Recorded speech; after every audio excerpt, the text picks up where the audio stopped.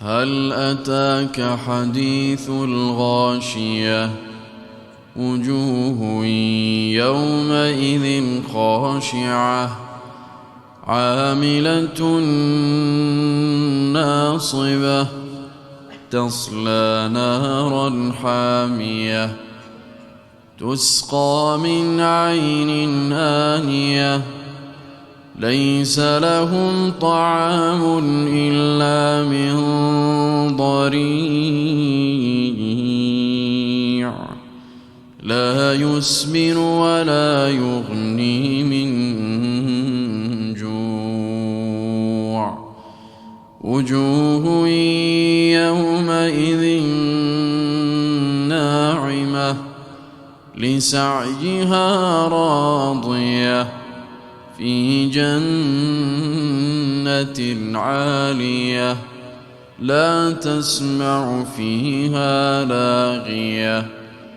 فيها عين جارية فيها سرر مرفوعة وأكواب موضوعة ونمارق مصفوفة وزرابي مبثوثة أفلا ينظرون إلى الإبل كيف خلقت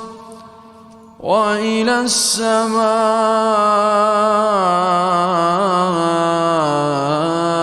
كيف رفعت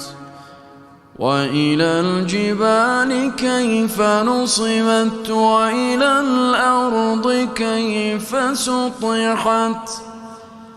فذكر إنما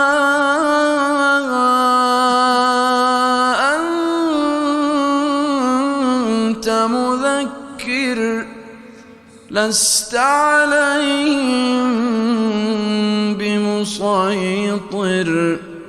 إلا من تولى وكفر فيعذبه الله العذاب الأكبر إن إلينا